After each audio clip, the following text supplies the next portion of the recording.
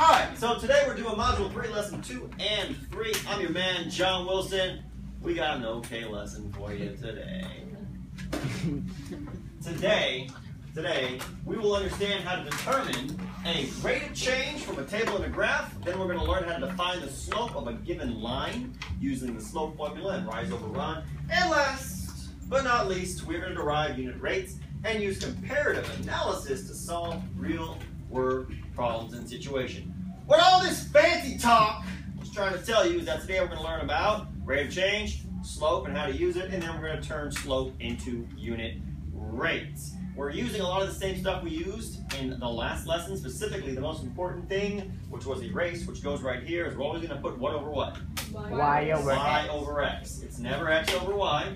You never put X over X, like somebody did in the previous year. You never put Y over Y. I don't even know how you get there. It's always Y over X, or y2 minus y1 over x2 minus x1, which is the slope formula, which you're going to learn today. Before we even get there, though, let's talk about what a rate of change is and then eventually what slope is. The rate of change is a ratio of the amount of change in the dependent variable. And the dependent variable is also known as the output, or the y. Remember, y is the output, and the output is the dependent variable. And we're going to check that change to the amount of change in the independent variable, which is known as the input, or the x.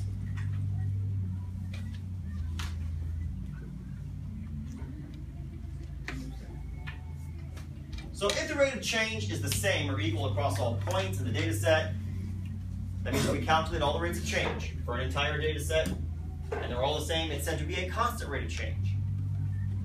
However, should we look at the data in the data set and realize that we have a rate of change that is not constant, that is said to be variable. So we have two different rates of change. We have a constant rate of change.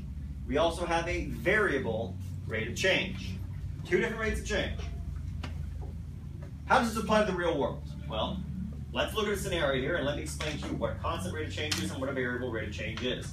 And you're going to see that this is very familiar to stuff you've already done. So, Emily, can you read the green for me? Rose keeps a record of the number of loans she mowed and the money she earned. Identify whether the rate of change is constant or variable.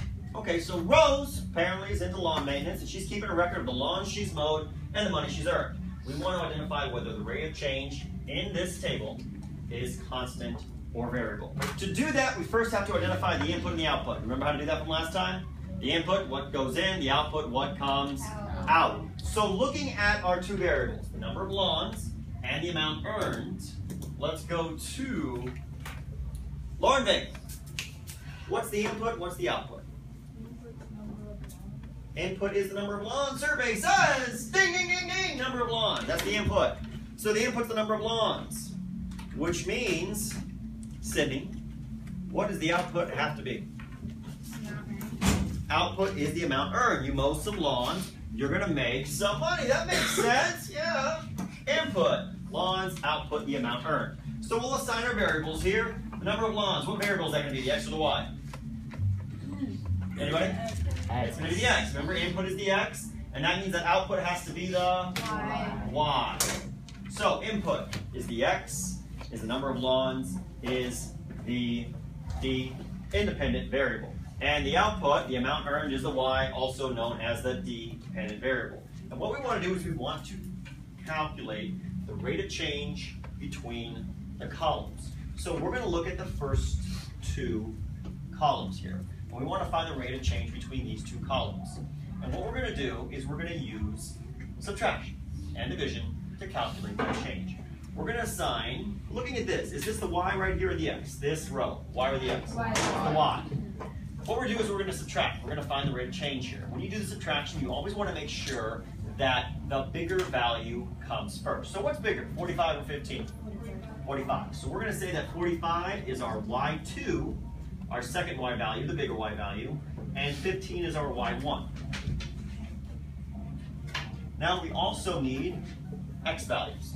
If this is y2, if 45 is my y2, then what is my x2? What's my second x variable going to be? What's it going to be? 3. Good. They correlate, they correspond to each other. That's my x2.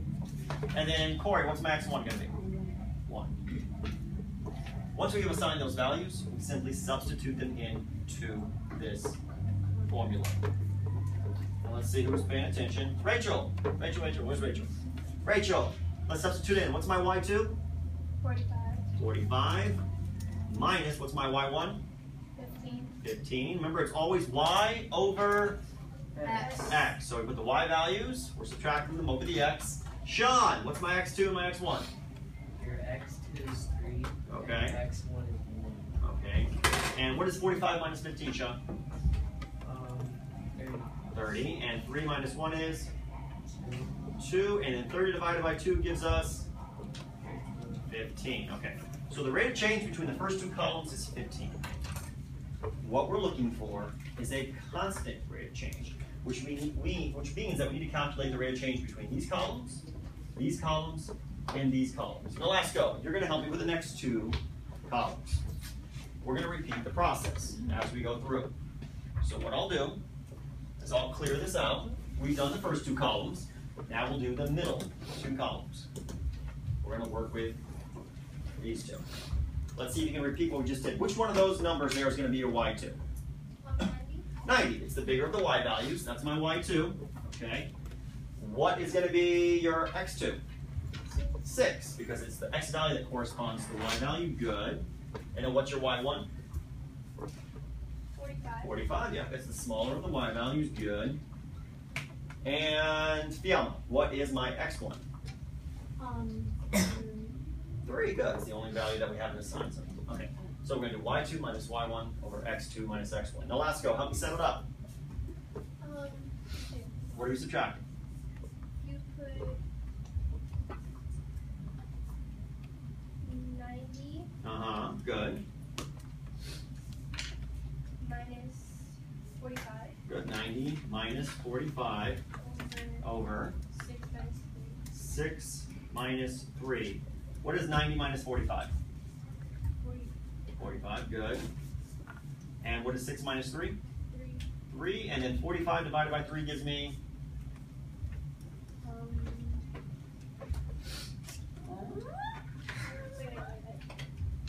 Carry the 2 minus the square root of pi divided by infinite 0. Yes.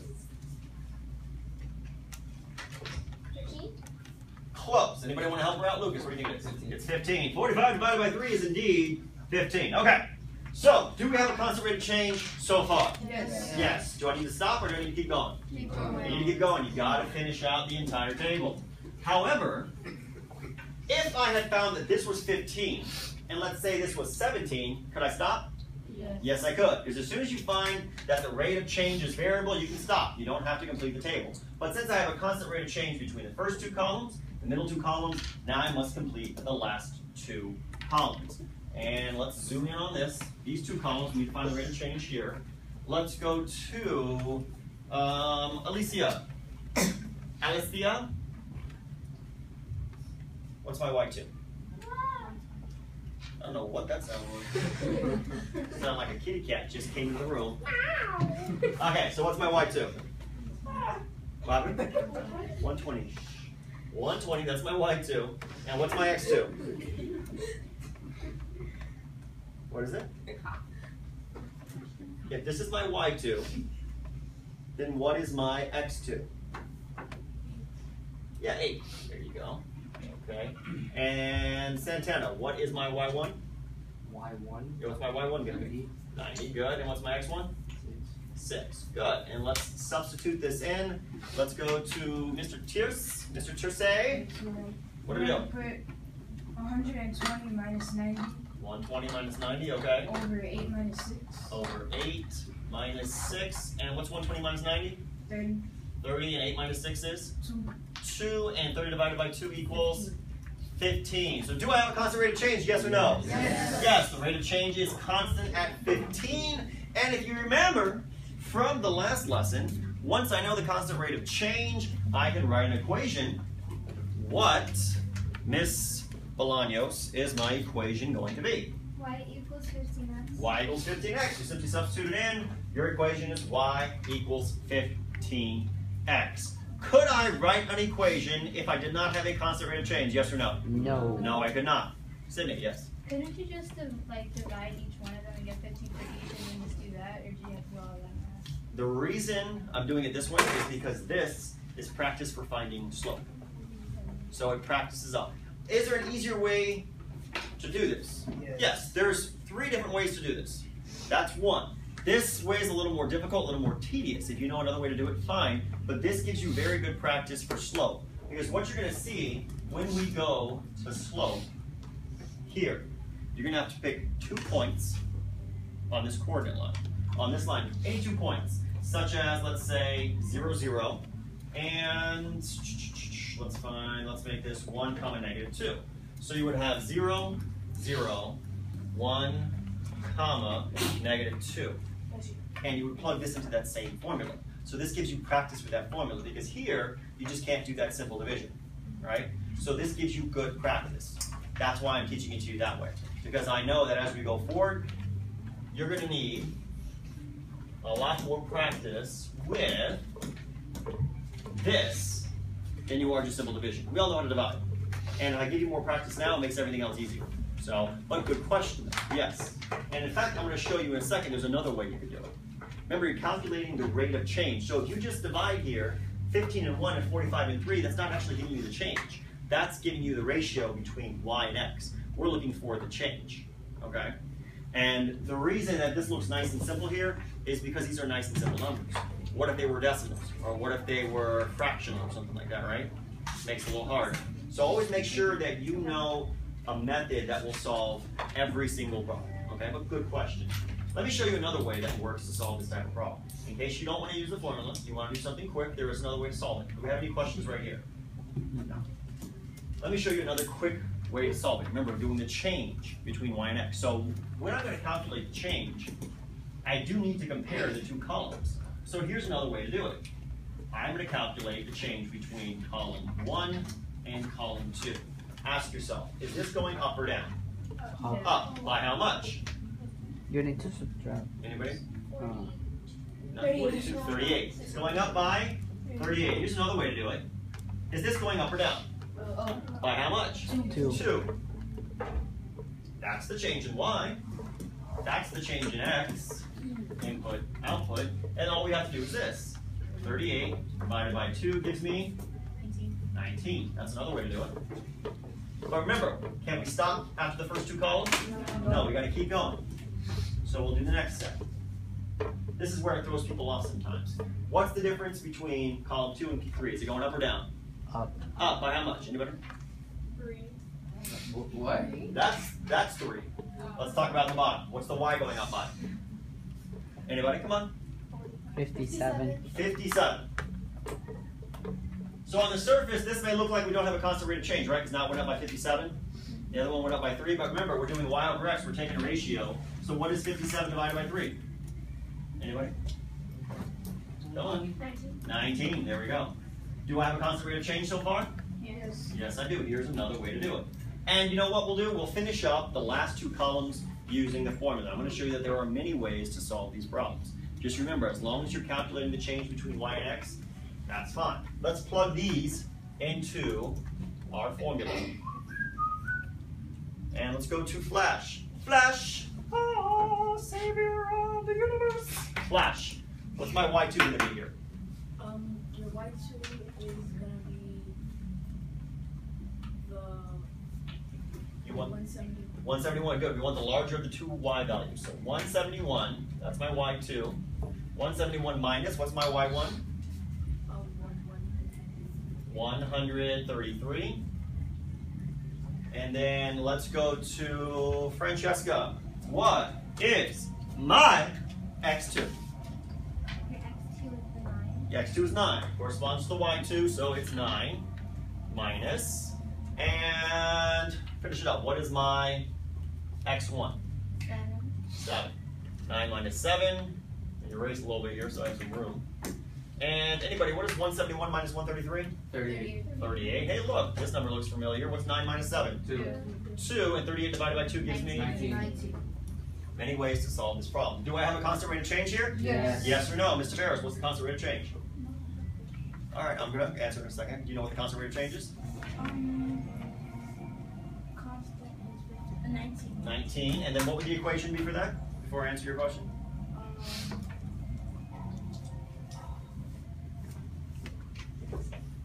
Y equals 19x. Perfect. And what's your question? Wait. Oh, Yes. Is it? Dang it. Oh, I got it. No, the answer is not dang it. It's constant. That's what's your question?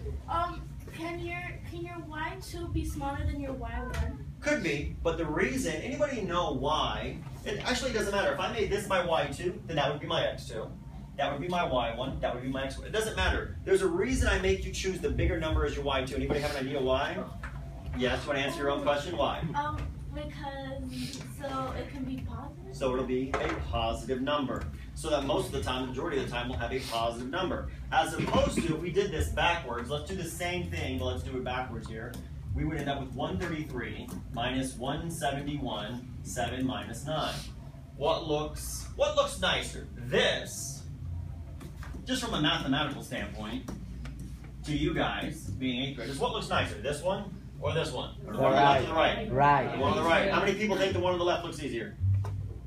How many people think the one on the right looks easier? That's why I make you guys choose the larger of the y values as your y2. You get usually a nice positive number. The only time you might get a negative number here, you always get a positive number on the top. You might get a negative number on the bottom. Anyone know why you might get a negative number on the bottom? Let's examine why you might get a negative number on the bottom. So far, all of our slopes have been positive. If I reverse this, what would I have? Negative 19. I might get a negative number on the bottom, but that would be an instance here. My slope would end up being positive. Here, my slope would end up being negative. We're going to get into slope in a second and constant rate of change in a sec. We're going to get into actually the different types of slopes again in a second. So you know positive, negative. What would that slope be? 0. And what would this slope be? 0. Oh, Good question. It starts with the U. What would it be? 0. No, it's not 0. That's 0. This is. Euro. Let's see. You guys tell me when we get there. Unanimous? Undefined. Undefined. There we go. This will be known as undefined. We'll get into that again in a second. Question. Can your x be bigger than your y? Could my x be? Yes, you could. Yes, no, your x could be. No, I don't think she asked that. Yes, she asked, could you make your y2? She asked this. She asked, doesn't matter which one you make first. But yes, you could have y's bigger than x's. We actually did last time. You could end up with something like this. 4 minus 2 is equal to 20 minus 10. You'd end up with 2/10, which simplifies down to 1/5. That just means that you have a constant rate of change of 1/5, or a slope of 1/5. This might be good if we were talking about something like miles run and time in minutes, right? You run 1 mile every 5 minutes. You wish. I wish. That'd be pretty fast. See you later, Usain Bolt! Usain was like, dude, I already ran around the world once. A little slow, undergrad. All right, let's see. To answer your question, you could have a smaller numerator than denominator. You could.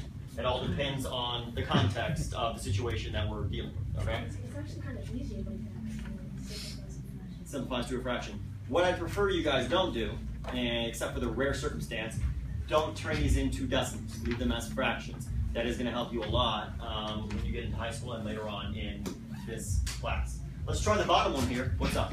on a test, will we have to turn them into decimals? No, you were not. You were not. Unless you were doing some type of comparison. Let's say I had something like this. Let's just say I said that Ali runs at a rate of 3.5 miles per hour. Then I give you a table, and you end up finding a constant rate of change in the table. You end up with something like this. 10 minus 3 is equal to 4 minus 3. You would do 7, 1, and that would be 7. You don't have to turn this into a decimal, but that might be a decimal. And you'll ask you which one's faster, this one or that one. See what I'm saying? You might see a decimal. You might. I could make this 2. That would give me a 2, and that would give me 7 over 2, and 7 over 2 is equal to, anybody? 3.5. In that case, it'd be equal. What's up? Oh, yeah, do you use calculators in our test? Yeah, you are now. Yeah. Okay, let's do the bottom one here, and then we'll move on. Corey, we want to find the distance traveled over time. So let's use the formula for this. Let's compare the columns. So we're looking at these two columns first. And let's figure out what's going to be the input and the output here. Well, with time as input. Oh, he's got it. All right, it's done. Okay, what's the output? The output would be distance. You sure? Yeah. I mean, it has to be, right? So, yeah, output is distance. Good. All right. So that means that this is going to be our y. That's going to be our x. Let's substitute into our formula. What's going to be your y2 here? My y2 would be on 64. Good. Use the bigger one. And what's your y1? 16. 16. What's your x2? 2. And your x1. 1. Okay. So let's substitute in. What are you doing? Subtraction 64 minus 16. Okay. And on the bottom? 2 minus 1. Okay. What is 64 minus 16? 4 minus 6.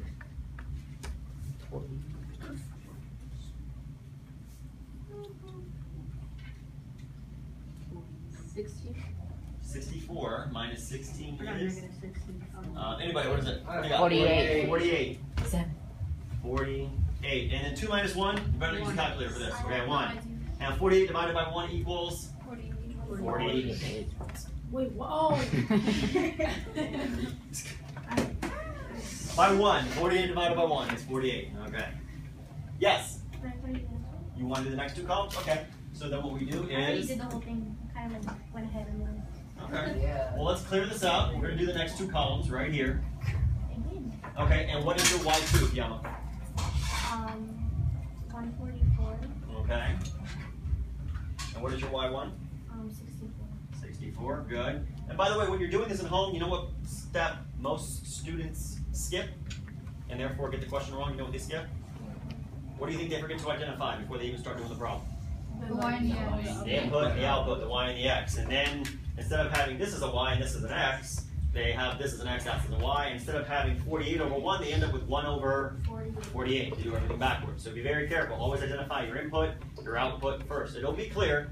I'll never try to trick you. What's the input? Time in minutes or time in seconds? What? No, don't worry. It'll be clear. All right, so what's your x2? What's your x1? 3 is x1 and then 2 is Yeah, this is y2. This has to be x2. x2. Okay, good. And if this is y1, this has to be. If this is y1, this has to be. Oh, 1, 2. This is. Okay, Wait, let's examine this. Yama. This is y. This is x. Yes. So that's y2. That's x2. That's y1. That's x1. Muy bien. All right. What are we subtracting? 144 minus 64. 144 minus 64 over what? 3 minus 2. 3 minus 2. What's 144 minus 64? 80. 83 minus 2 is? 1. 1. 80 divided by 1 simplifies down to? 80. 80. So do I have a constant rate of change? No. No. Do I have to keep going? No. No. I can stop right there. The rate of change is a constant or variable? Variable. Variable. And what's my equation? Nothing. Nothing. You can't write an equation because it's not NA. constant. Yes, don't write NA. Don't. Write, cannot write equation, not constant rate of change. Something like that. Don't just write NA. That could mean that you think nuggets are awesome. You know what I mean? We all know nuggets are delicious and awesome, but that's not an answer to a test question. It could also mean nasty armadillos. I don't know, maybe you had a fight with an armadillo in your early childhood and you're telling me about your fight with your armadillo on your math test. No, write an actual explanation. NA just means, I don't know, nasty armadillos. What's up? I know what it means, but... Because that was not constant, because when in the beginning it doesn't equal 16 because it has that 1. Yep, that's another way to do it. He looked right here. Once he got 48, now keep in mind though, you're doing a ratio, which was 3:1 to see something proportional. We're checking out the change here and here. And the change, that's what we care about. Not a single ratio between the columns, but the change between the two columns. Change here, change here, change here. And we can also check the change to here. We can check the change whatever we want, but always calculate the change. Would you do the last one? Okay. Oh, you want to do the last one? Okay. Alright, What? Okay, what did you get for the last one, the last column? Tell me, what did you plug in? We'll do the last one just for fun. 256. 256? Okay. 144. Okay. Over. 4 4 minus 3. 4 minus 3, and that's going to give you 112 over 1. 112 over 1, which simplifies to 112, which proves that we do not have a constant rate of change. Okay? There we go. Any questions on this at all? Any questions? No? No? It's always the hardest part that we do first. And after that, we just reuse these skills for different applications. So if you have no questions here, and the rest of it is pretty simple, we're simply doing this in different ways going forward. And 4, 3, 2, 1, por favor! All right, let's move on into actual slope now. The good thing is there's nothing really new here. You've been doing slope the whole time. Let's just talk about the 4 different types of slope. Now, slope is another name for the constant rate of change. The constant rate of change is what you were finding here. Constant rate of change, variable rate of change. So we're zooming in on the constant rate of change now. Another name for that is slope. And there are 4 types of slope, very important. When you're trying to identify the slope, you must work from left to right across the graph. Very important. If you work right to left, not going to make any sense. So we look and we work left to right. So here's what I want you to do. I want you, once you write that in, look up here, and I'll show you what I mean by left to right. I'm going to put my hand here. Don't worry about what's in front of my hand, worry about what's behind my hand. Actually, let's put the pen here. Worry about what's on the left side of the pen. As we go from left to right, what is that line doing? Going up. It's going up. If it's going up, what type of slope do we have there? It's a positive slope. Positive slope. It's going up as we move from left to right. Not right to left. Always left to right.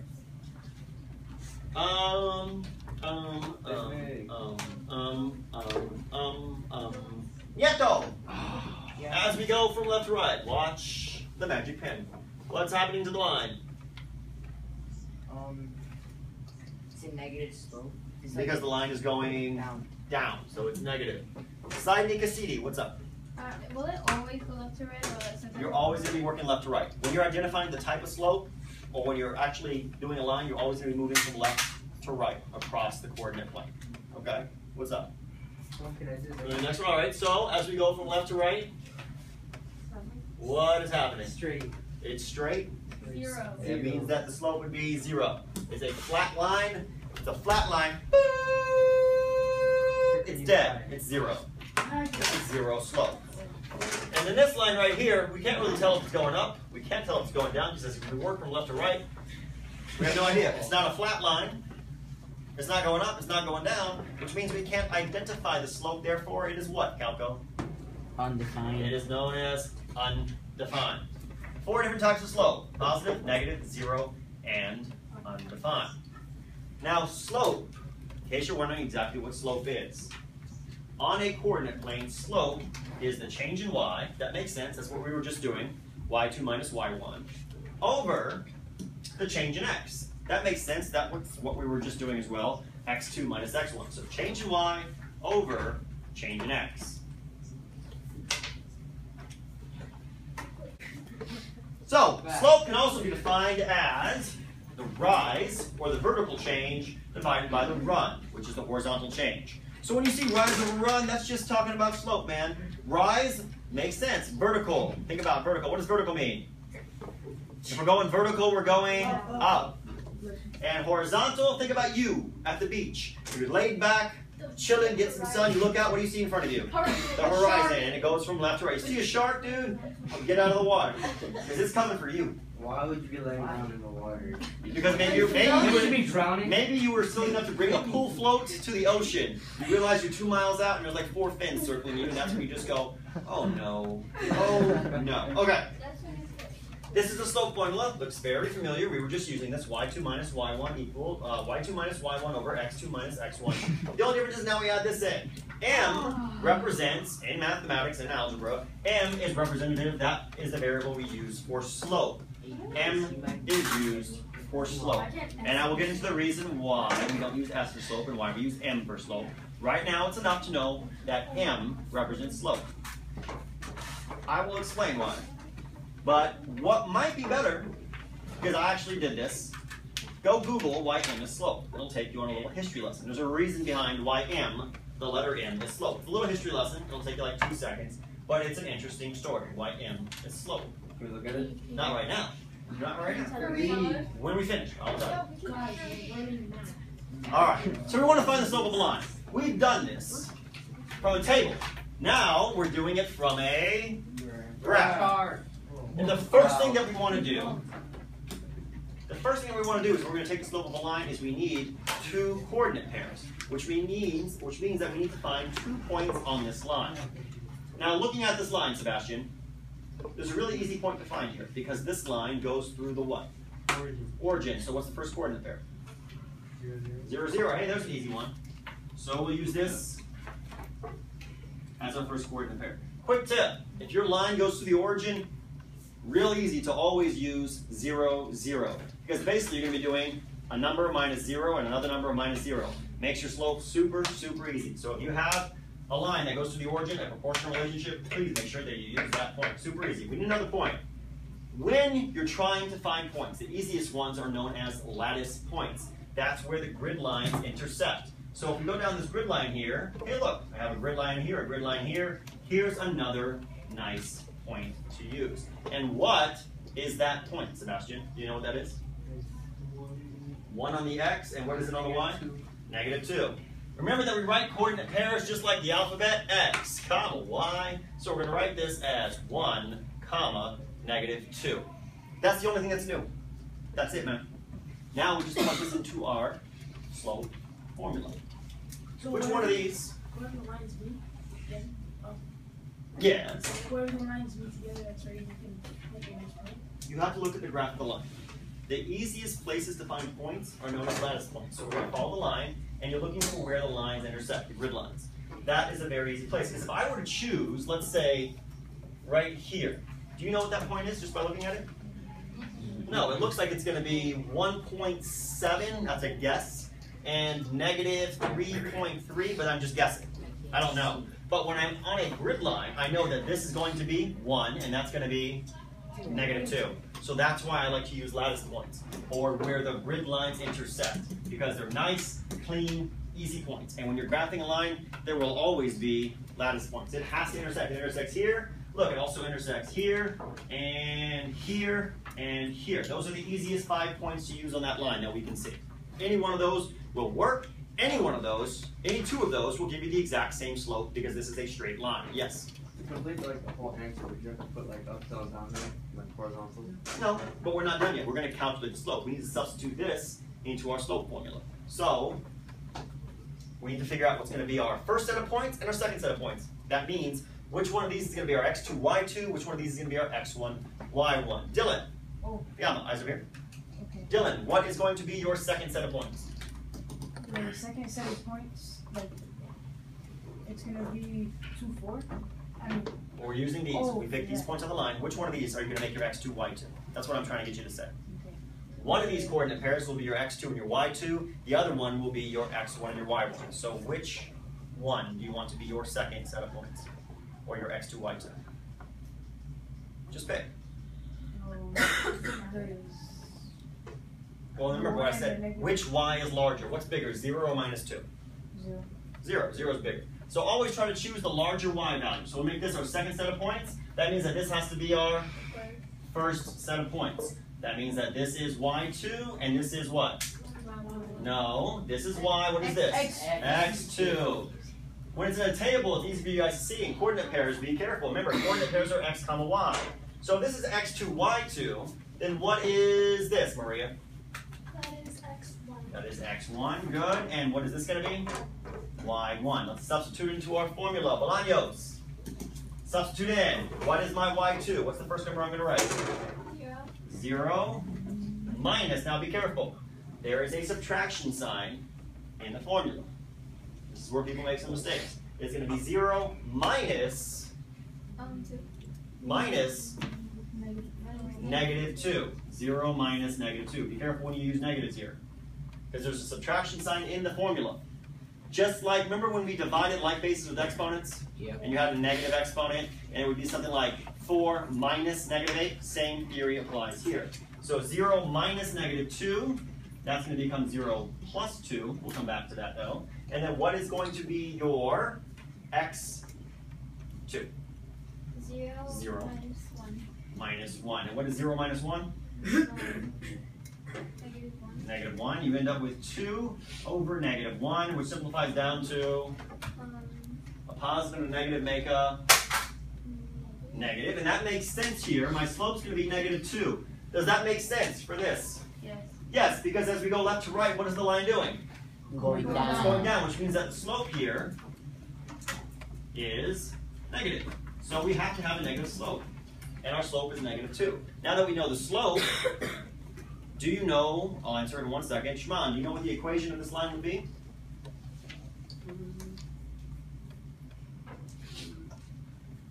Same process, y equals Negative 2x. x. Y equals negative 2x. Good job. Good question. I don't understand how you got 0 minus negative 2. Okay, how I got 0 minus negative 2. I did y2 minus y1. Keep in mind that in this formula here, y2 minus y1, there is a subtraction sign in the formula. So I did 0, which is my y2, right? Minus, brought down the subtraction sign, and then my y1 was negative 2. That's how I got that. And 2 negatives make a positive, so this ends up being 0 plus 2, or just 2. You with me? Yeah. Yes? No. Well, something. Why did you pick 0 and 0, and why didn't you pick the one that is greater than 1? I did pick the greater y. Isn't 0 greater than negative 2? Yeah. Yes, I did, right? And I did that because I still ended up with a positive number on top. If we think about a number line, 0. As we go to the right, the numbers get bigger, right? This would be 5, this would be 10, this would be negative 2. So I did pick the greater y value because 0 is technically bigger than negative 2. Yes? Is one of our like coordinates always gonna be 0, 0s, or it gonna be like other numbers? It depends. Right now, we're dealing with lines that are proportional. So they're all going to go through the origin. Later on, when we're writing equations of a line, you could have something like this. There's no reason to get into this now, but you would simply identify something known as the intercepts, and you can write an equation from that. That's later on. Later on. Right now, that's all you need to do. Boom, boom, intercepts, and you can go from there. Yes, Vivian? If it passes through the origin, it has to be sensitive. If it passes through the origin, you know, and it's beautiful, it's lovely because you got an easy point. If it passes through the origin, you know that one of the coordinate pairs of this line is 0, 0. You don't have to use 0, 0. You could have used 1, negative 2 and negative 1, 2, and that still would have gotten you the same slope. Anywhere, any point you take on this line, you're going to get the exact same slope. Any 2 points. Question? Not to go to the whiteboards. Emergency? All right, just go. Drop your phone, take the bus. Yes? Why do we pick the right number of the Why do you pick the bigger number? Yeah, but why do you pick the right and not the left number? From the parentheses, why do you pick the right and not the left? What do you mean? Why did you choose bigger than negative 2? No, in the top. Like, why do you choose as what? Why? Because coordinate pairs are written x, y. Oh. So if you look at the coordinate plane here, this is my y-axis, this is my x-axis. So when I'm finding the point here, that's 0, 0. So there's no point in figuring that out. We go here, it's 1 on the x, right? This is 1 on the x, and then negative 2 on the y. So when we write this using, when we write this as a coordinate pair, always write the x value first, y value second. In case you ever forget, you simply go to the alphabet, A, B, C, blah, blah, blah, blah, blah, and then x, y, in case you forget what order they come in. Yes? Where did I get the 1 from? You mean this one right here? Okay. If you look here on the coordinate plane, we want to know what this coordinate is, right? So we have to go 1 spot over on the x, down 2 on the y. So that means my x is going to be 1, my y is going to be negative 2. That's where I get the 1 from. Okay? Make sense? It doesn't matter which way you go, You can go up or down. Use any points here. And if I went this way to this point, it would be negative 1 on the x and positive 2 on the y. Doesn't matter which way you go. Okay. Question, Sydney. What if it's only like 1 point? Like on the next one, there's only 1 point that like lines up. There's always going to be more than one. Don't worry. Okay. Yes.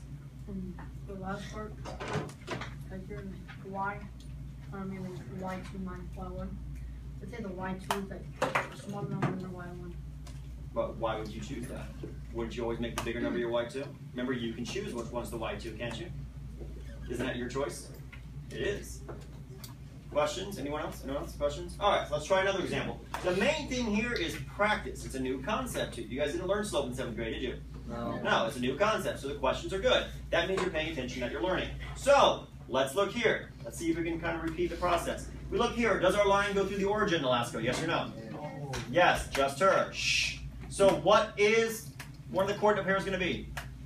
0, 0. That's an easy one. So 0, 0. We need another coordinate pair, so let's look to see where this line goes through the lattice points. Here, no. Here, no. Hey, there's one. Let's identify this point. So we start at the origin. We have to go over how many spots on the x? 2. So this is going to be 2, comma, and I have to go up how many spots on the y? 1, 2, 3. So this is points 2, comma, 3. You with me, guys?